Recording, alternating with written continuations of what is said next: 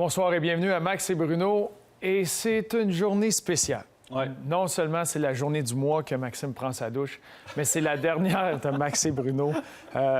Puis j'ai une petite larme à l'œil. Mais c'est pas le temps d'être trop nostalgique, de pleurer là-dessus. On a ben trop de sujets super intéressants à embarquer. Et le Canadien, malgré une série de 5 défaites, a réussi à avoir son billet pour la danse du printemps. Tu l'avais acheté? La danse de l'été. Ouais, l'été-printemps. Ouais. Tu l'avais acheté ta chaise. Oui. Tu étais prêt? Ah! Elle va peut-être servir parce qu'ils se sont qualifiés pour les séries éliminatoires. Et dans le hockey, là, c'est ça le but. Oui. Que tu finisses premier ou huitième de la division, premier ou quatrième de la division Nord, c'est pas grave. Le but, c'est de participer aux séries éliminatoires parce qu'on appelle ça la deuxième saison. Ouais. Moi, j'en ai fait beaucoup. Toi, Bruno, t'as peut-être moins l'expérience de c'est quoi, mais je te le jure que c'est le fun de jouer en séries éliminatoires et je suis très excité. Hey, je te crois, Max. Mais ça recommence à zéro, c'est vrai, puis c'est parce qu'il y a tellement de facteurs qui viennent influencer par le fait de, selon qui tu rencontres, qui joue bien à ce moment-là, les blessés viennent rentrer en ligne de compte. Fait que t'as une équipe devant toi, il faut que tu réussisses à les battre. Puis je m'amusais aujourd'hui à regarder le Lightning l'année dernière, quand ils sont rentrés en série, dans les 10 derniers matchs, c'était 3, 6 et 1. Les Canadiens rentrent avec 4, 4 et 2. Ça arrive comme ça, des fois, en fin de saison. Je regardais des équipes des dernières années, ça arrivait que des équipes perdaient 3, 4, 5 matchs juste avant la fin. Puis, tu arrives en série, il y a des joueurs qui reviennent en santé, tu as un rythme, tu as quelque chose.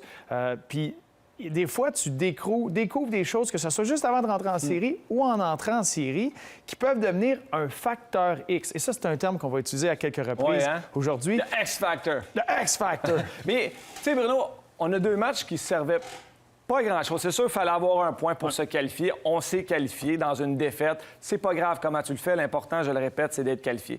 Mais ce qu'on a pu voir lors des 2 derniers matchs, des 2 dernières défaites, moi, ce que j'ai aimé, il y a 2 matchs, le trio Evans, Lekkonen, Byron. Et lors du dernier match, j'ai aimé la chimie entre Suzuki et Caulfield. Parce que présentement, là, avec les joueurs qui reviennent, là, Dano, Gallagher, s'ils reviennent pour les éliminatoires, il va falloir prendre des décisions importantes dans l'alignement.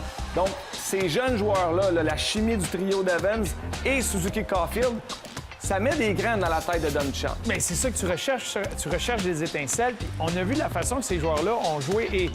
Et Max, t'es un des gars qui est le mieux placé pour décrire ce sentiment-là. Evans, Byron et Lekkonen se sont fu donner un défi énorme avant ces matchs-là. Le rôle de contrer McDavid et Draisaitl, qui étaient alors unis sur un trio. Et des fois, Max, là, quand tu te fais donner un défi, un challenge, une mission, il y a des joueurs qui s'écrasent, que ça stresse, mais il y a des joueurs qui passent à un autre niveau. Oui, mais t'as pas le choix parce que quand tu as un défi de mission, tu sais exactement c'est quoi son rôle. Et en tant qu'athlète, en tant que joueur de hockey, c'est ce que tu veux. Tu as une mission.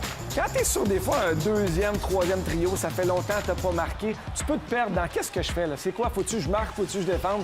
Mais lorsque Evans se fait montrer, et Byron, et Lekkonen, un McDavid, comme j'espère ils se feront montrer un Matthews, Hyman, Marner ou un Foligno, Tavares, Nylander, bien, ils auront un défi concret. Et ça, c'est important, hein, parce que si Dano revient au jeu, Tatar, Gallagher, parfait, peut jouer à 2 sens de la patinoire. Ça nous amène un 2e trio qui est solide, qui a une responsabilité et qui aura sûrement la tâche de jouer contre Matthews, un gars qui a marqué 40 buts cette saison, 12 buts gagnants. C'est pas un petit défi, mais Columbus l'ont fait l'an passé. Si on se concentre là-dessus, je crois qu'ils peuvent le faire. Parce que comme joueur, puis c'est la beauté au niveau des entraîneurs, oui, tu étudies tellement l'autre équipe. Parce que quand tu arrives en séries éliminatoires, tu as le tableau, tu as l'autre équipe complètement décortiquée, leurs forces, leurs faiblesses, parce que là, tu te concentres sur seulement un adversaire. Pendant la saison, même cette année, quand c'était les mêmes équipes où ils revenaient souvent, mais ça va tellement vite que tu te concentres sur ta façon de jouer, puis tu l'appliques, tu essaies de l'appliquer match en match avec certains petits ajustements. Là, tu as une équipe devant toi, fait qu'elle est complètement décortiquée, tous tes ajustements sont envers cette équipe-là, et tu dois sortir le meilleur de tes joueurs et de valoriser tes joueurs dans des situations où ils se font donner des missions. C'est là qu'on voit des héros obscurs ressortir parce que là, ils se font valoriser à travers ces missions-là. Puis moi, c'est ce que j'ai vu dans les yeux. Puis je regardais Evans jouer, là, puis à chaque fois qu'il passait à côté de Draisaitl, c'était le coup de bâton. Puis la célébration après chaque but, il était en mission. Puis c'est ça que tu as besoin. Fait que là, c'est un facteur. Si on n'a pas les 2 derniers matchs, puis on voit pas ce trio-là faire le travail qu'ils ont fait, bien, peut-être qu'ils ne sont même pas réunis pendant les séries, puis peut-être qu'il y en a un qui est laissé de côté, et c'est ça. Mais là, tant aussi longtemps qu'ils vont avoir cette mission-là, ils peuvent se faire valoriser là. Et ça peut être mêlant pour un entraîneur, parfois, prendre ces décisions-là. Qui va jouer avec qui? Parce qu'à la fin de la journée, tu veux créer une chimie. Et pour te le dire, Bruno, là, la préparation des séries éliminatoires, ce que le Canadien fait cette semaine, parce que les séries ont été annoncées plus tôt ce matin, ils commenceront jeudi prochain contre les Maple Leafs. Et la semaine de préparation, là, à partir d'aujourd'hui, là, ils vont savoir leur ligne. Là. Aujourd'hui, demain, dépendamment, je pense demain, ils se font vacciner. Super pour eux. Bonne idée, ça. Oui, bonne idée. Ça va être plus sécuritaire pour eux. Mais après ça, là, ils rentrent dans le vestiaire. C'est quoi? Avantage numérique. Ils se préparent et ils vont savoir, ils vont avoir la chance de se pratiquer pendant une semaine avec leurs coéquipiers de trio. Qui seront ces coéquipiers de trio? On s'est amusé, Bruno et moi, à faire nos alignements pour les séries éliminatoires. Et ça sera intéressant parce que, tu sais, on regarde là, Kéké, Stahl, Evans, interchangeables. Est-ce que Cole Caulfield fera partie de l'alignement? Est-ce qu'il en a fait assez? Bruno, tu veux nous montrer ton aliment? On va commencer. Puis ça démontre déjà que si on est entraîneur ensemble un jour, il va y avoir des chicanes dans le bureau. Parce que moi, je le vois comme ça. Avec Suzuki et Toffoli, on a vu la cohésion qu'ils ont eue ensemble. Puis j'ai besoin de mettre Josh Anderson parce que lui aussi, ça va être un facteur X. Le deuxième match à Toronto, le match que le Canadien a gagné, il frappait tout ce qu'il bougeait. Puis s'il peut amener cette intensité-là, c'était un des personnages de Columbus qui ont battu le Lightning par sa façon de jouer en série. Il faut que ça glace le plus longtemps possible, le plus souvent possible. Le trio de Dano à la normale. Et tant qu'à ça, là, vous avez, on parle du trio Evans, Byron Lekonen, un autre trio avec une mission, mais j'ai des joueurs sur le quatrième trio qui sont ici pour les séries éliminatoires en Stahl et Perry. Je veux leur donner la chance au début de pouvoir montrer la raison pourquoi ils sont là. Puis oui, ça a été difficile mentalement la saison, puis loin de la famille, puis il y a plein de facteurs. D'un coup, tu es rentré en série, puis tu rentres de toute façon naturellement dans une bulle. Fait que je mets ces joueurs-là là-dessus. Et un athlète sur qui j'ai un gros kick, c'est Alex Belzile, parce que lui-ci est un facteur X. Il est prêt à tout faire. C'est une peste de luxe parce qu'il est capable de jouer, il fait la bonne chose. C'est pas un casse-tête pour l'entraîneur où le mettre parce qu'il est à la bonne place, son positionnement il est bon. Pas le meilleur lancé, pas le meilleur patineur, mais il fait tous les détails pour vouloir gagner. Fait que moi, c'était mon facteur X, je le mets là-dedans. Et Bruno, il l'a fait l'an passé contre les Pingouins. Il a participé à 6 matchs des séries éliminatoires, donc il a cette expérience-là. Je suis d'accord avec toi, j'ai un kick dessus, mais il ne fait pas partie de mon alignement partant lors du prochain match de jeudi parce que... T'aimes pas les Québécois. Cole Caulfield m'a convaincu lors du... Ça prend un Québécois dans l'alignement. Cole Caulfield m'a convaincu lors du dernier match de la saison parce que j'ai adoré la chimie qui s'est créée avec Nick Suzuki. Donc, je le laisse là. Tyler Toffoli a parlé de lui dans un article qui est sorti aujourd'hui même. Il disait que Cole Caulfield, c'est son facteur X à lui. C'est un jeune qui amène de l'énergie, de l'émotion. Tu peux pas l'enlever. Tu peux pas enlever Cole Caulfield présentement. Donc, tu lui donnes une chance pour le premier match. On verra après. C'est interchangeable. Deuxième trio de Dano. Troisième trio, j'ai le même trio que toi aussi avec Jake Evans, une responsabilité incroyable. Et j'ai mis Anderson sur la quatrième ligne. Encore là, c'est pas, on l'a vu, le Dom Charme. Ce n'est pas parce qu'il commence avec ses trios. Tu vas bouger, tu peux avoir un Gallagher, tu peux le mettre avec Perry et Stahl. Mais qui est laissé de côté? C'est le jeune Kotkaniemi. Je dis le jeune, c'est sa troisième saison, mais il a 20 ans. Fait qu'il ne faut pas se sentir mal. Présentement, ça fait, je pense, 17 matchs que juste une passe. Là. Donc, c'est correct. Et c'est des belles outils, c'est de la profondeur. Puis, tu apprends à regarder, tu sais, même dans les estrades, dans l'entourage. Des fois, c'est pas mieux de mettre un jeune joueur dans quelque chose que c'est peut-être trop pour lui présentement, dans la situation, dans la confiance qu'il a. Ça peut se développer. C'est c'est une belle formation. Une belle formation que tu as mis là. On sera encore en train de s'obstiner. On a jasé un petit peu de la série canadien Maple Leaf. Et aujourd'hui, notre invité favori de la saison numéro 2, Max Sébrunneau, va nous discuter un petit peu. On va jaser avec lui de la série Jets Oilers. Donc, on a la chance d'avoir avec nous Pierre-Luc Dubois en direct de Winnipeg. Pierre-Luc, comment ça va? Ça va bien, vous autres? Ça va très bien. Très bien, très bien. Content de voir. Fait que tu es déjà en mode barbe de série, là. Ouais, ça pousse pas super rapidement. Fait il a fallu que je planifie ça un peu. Dès que j'ai vu qu'on était dans les playoffs ou qu'on avait une bonne chance, puis après ça, quand on a clinché, je me suis dit, bon, je vais laisser ça aller. Là, j'essaie de pousser la moustache pour que je puisse faire un peu de curl ici, mais on va voir ce que je peux faire. J'adore. Malade, le style. J'aime ça. C'était ma saison favorite, moi aussi. Est-ce que tu changes ton mindset, ta pensée à l'approche des séries? On sait que tu es un joueur qui a dominé en série, surtout l'an passé. Moi, j'ai ce souvenir-là du PL Dubois qui dominait. Est-ce que ton mindset à l'approche des séries change? Ouais, mais je pense que c'est pas nécessairement quand les séries commencent, comme tu as dit, c'est quand ça s'en vient. Moi, je crois un peu à la course aux séries. Normalement, dans une saison 82 games, vers game 60, la game, ça change un peu. Les équipes jouent plus physique, jouent plus meilleur défensivement. Je pense que c'est là que ton mindset change un peu. C'est là que tu commences à jouer comme dans les playoffs. Fait que quand ça commence, tu n'as pas vraiment besoin de changer ton style de jeu. T'es juste prêt, t'es déjà prêt pour les séries, t'es déjà prêt pour le jeu physique, t'es déjà prêt pour bloquer des tirs, toutes ces choses-là. Tu changes pas nécessairement comment tu joues. Dans une saison, tu l'as dit, 82 matchs ou 56 cette année, tu travailles sur ta façon de jouer. Puis oui, tu t'ajustes un petit peu de match en match, mais c'est tout le temps des adversaires différents. Fait que tu peux pas passer tes journées à tout le temps changer tes façons de jouer, ton plan de match. Mais là, vous avez presque une semaine de repos avant votre premier match contre les Oilers d'Edmonton. Et là, tu as une mission. Tu sais, l'équipe a une mission, c'est de contrer le monstre à deux têtes, McDavid, Draisaitl. C'est quoi l'approche d'une équipe comme vous autres pour justement jouer contre ces deux joueurs-là qui étaient tout feu, tout flamme dans le dernier stretch de la saison? Oui, bien, on en a déjà parlé un peu. On savait que ça allait probablement être Toronto ou Edmonton. C'est deux équipes qui se ressemblent un peu quand même. Fait que on en parle depuis un petit bout. Là, maintenant qu'on sait que c'est Edmonton, ça change. Là, c'est juste pour eux. Il nous reste un match contre Toronto, mais tu peux quand même commencer à te préparer. On en a parlé aujourd'hui, tu fais du vidéo. Nous, on n'est pas une équipe nécessairement qui veut tout changer, qui veut changer le système de jeu, ces choses-là. Mais comme tu as dit, il y a des petites choses qui changent, que ce soit tes défenseurs, que ce soit ton joueur de centre. Pas quitter la zone trop rapidement, des choses comme ça. Essayer d'éliminer leur rush. Mais c'est comme tu as dit, c'est probablement deux des meilleurs joueurs de la Ligue nationale, probablement le meilleur joueur de la Ligue nationale. Fait qu'il faut que tu joues un peu différemment pour essayer de le contrer, pour essayer de le shutdown. PL, cette année pour les Jets et toi, c'est McDavid, Draisaitl. L'an passé, tu as joué contre Matthews, Marner, Tavares. Tu les as dominés. Est-ce que, là, on sait que le Canadien va jouer contre les Maple Leafs. Est-ce que tu aurais un truc à donner aux joueurs du Canadien pour les contrer? Je veux faire attention avec mes trucs parce que je sais pas qui va jouer en prochaine ronde, mais moi, comment je le vois, c'est des joueurs talentueux offensivement, des joueurs qui aiment marquer des buts, qui aiment produire offensivement.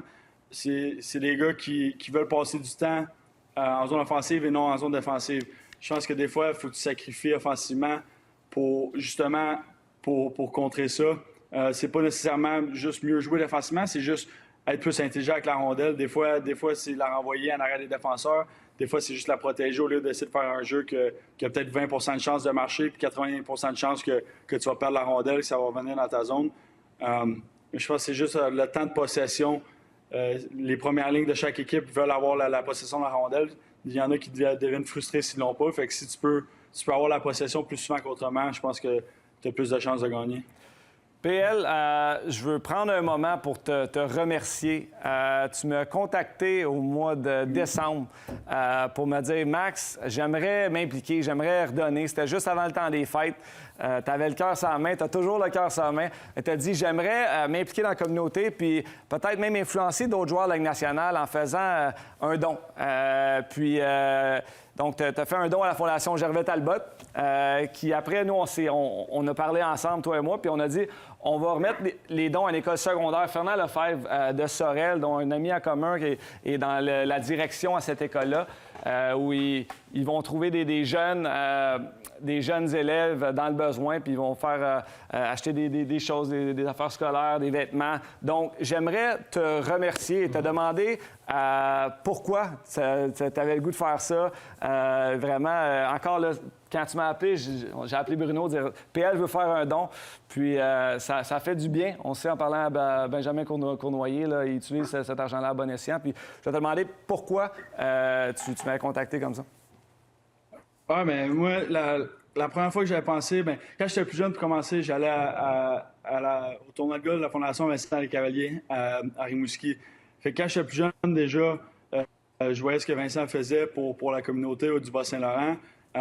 J'avais 12 ans, j'avais 10 ans, je me disais, ça serait peut-être un jour, si je viens à ça pourrait être quelque chose de le fun de faire.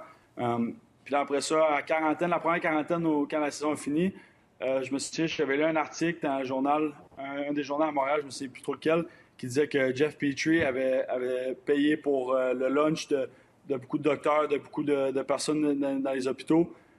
Et je me suis dit, ben, si Jeff Petrie fait ça, pourquoi moi je ne pourrais pas faire quelque chose comme ça? Et ça m'avait inspiré de voir ce que lui avait fait. J'avais fait quelque chose dans ce temps-là. Et là, à Noël, je pense qu'à Noël, il n'y a pas un meilleur moment pour donner à des communautés. Je ne savais pas nécessairement par où commencer. C'est pour ça que je t'ai texté. Je sais que tu connais beaucoup de personnes. Je sais que toi aussi, tu penses comme ça. Donc, c'est pour ça que je t'ai appelé. C'est pour ça que je pensais que c'était une bonne idée. C'était un bon temps de le faire aussi, Noël, après 7 mois de COVID.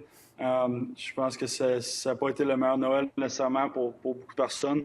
Fait que si je peux redonner, je peux aider un peu. Je pense que ça aurait pu faire une grosse différence pour certaines personnes. Mais tu vois, c'est génial parce que là, la Fondation Gervais Talbot, on a pu égaler ton don puis par l'entremise de Benjamin Cournoyer parce que ça prend quelqu'un sur le plancher qui fait le travail pour trouver les bonnes personnes, les personnes en besoin. Puis c'est tout le temps une situation délicate quand tu veux être capable de redonner comme ça à certaines personnes.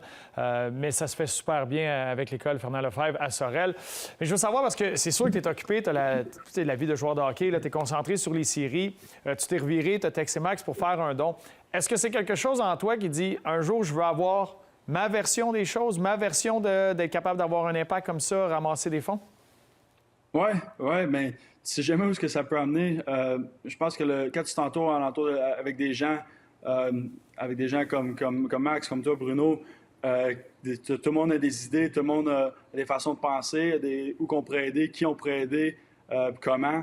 Je pense que n'importe quoi peut arriver. Tu sais jamais ce que le futur va avoir pour toi. Moi, je me fais pas de limite, je me fais pas nécessairement de but. Je veux juste apprendre et voir ce que tu peux faire. Peut-être que dans 5 ans, ça va être quelqu'un qui va avoir besoin d'aide. Peut-être que ça va être une organisation, peut-être que ça va être une autre communauté. Mais je pense que quand tu y penses, quand tu as la tête à la bonne place, des bonnes choses arrivent. PL, c'est tellement apprécié. Félicitations pour ton implication. Bonne chance pour les séries éliminatoires. Tu es un joueur de série, donc je suis certain que tu vas être dans les culottes de Connor McDavid. Merci d'avoir pris le temps, puis à bientôt, mon chum. Salut, PL. Merci beaucoup. Salut. Tellement gentil, PL, d'avoir pris le temps. Et ça termine comme ça, la saison de Max et Bruno. Tu sais, ça va être dans la gentillesse, dans la bonté, avec un bon gars. Avec un gars, une belle barbe, puis qui va faire des petits curls dans sa moustache. Ça va être beau. Et là, on est à la partie où on va vous démontrer tout notre savoir-faire, parce qu'on sait déjà d'avance les résultats des séries éliminatoires et du gagnant de la Coupe Stanley. On va vous partager ça avec vous. Notre boule de cristal nous a donné chacun de notre côté. On a voulu s'amuser avec ça. Les braquettes des séries éliminatoires, parce que c'est pas évident. On va avoir du méchant beau hockey en séries éliminatoires, puis ça, partout à travers la Ligue. Et Max, devin comme tu es, tu sais tout d'avance. Je connais ça. Parle-moi donc de ta braquette. Bien, c'est excitant, la braquette cette saison, parce que je pense que ce que ça a créé, le COVID, et les divisions comme ça, peut-être des rivalités. Et tu sais, on en a vu, là, Floride, Tampa Bay, ça va être super excitant, mais je commence pas là. J'y vais à les gagnants des premières rondes. Donc, en finale de section, je crois que les Golden Knights remporteront contre les Blues de Saint-Louis. Et je prends l'Avalanche contre le Wild, mais ça sera pas facile pour l'Avalanche parce qu'il y a quand même une belle rivalité de ce côté-là. Et je choisis les Panthers contre le Lightning. Je sais que c'est pas ton choix, je crois, mais j'ai tellement aimé. C'est le temps, les Panthers. Et cette série-là, pour moi, c'est ma série de la première ronde. C'est celle-là que je vais regarder avec grands intérêts. Les Hurricanes, trop forts pour les Prédateurs, à mon avis. Donc ça, c'est pour les 2 premières divisions. De l'autre côté, je prends les Bruins contre les Blues contre les Capitals et mes Pingouins. Je les prends contre les Islanders. Ils sont en feu, ils ont une belle chimie. Malkin revient. Carter est en feu depuis l'acquisition de Carter avec les Pingouins de Pittsburgh. Et je prends le Canadien de Montréal qui va battre les Maple Leafs parce qu'on l'a dit depuis le début de la saison, Bruno, le Canadien est une équipe bâtie pour les séries éliminatoires. Ah, puis c'est pour ça que tu voulais qu'on fasse la braquette après qu'on a parlé à Pierre-Luc Dubois parce que là, tu as choisi les Oilers à la place des Jets. Exactement. En demi-finale, je crois que les Hurricanes battront le Canadien, malheureusement. Et l'Avalanche, la bagarre de McKinnon et de Crosby qui pourrait être très, très intéressant. Mais j'ai choisi l'Avalanche et la grande finale Hurricanes contre Avalanche. Je prends mon ancienne équipe, l'Avalanche du Colorado, pour gagner la Coupe Stanley. Plusieurs bons amis encore qui sont là. La profondeur du hockey qui va être excitant. en altitude, c'est difficile pour les équipes adverses aussi. Donc, cette année, je confirme que l'Avalanche Colorado gagnera la Coupe Stanley. Et toi? Bon choix. Merci. Bon choix, très bon choix. Mais moi, ma boule de cristal, c'est pas ça qu'elle a dit. D'après moi, il y avait un peu d'interférence via Internet chez vous. Mais c'est certain que les Golden Knights puis l'Avalanche, c'est les deux grosses équipes, ont complètement dominé leur division. Puis il y en a beaucoup qui vont dire que c'est la finale de la Coupe Stanley avant le temps.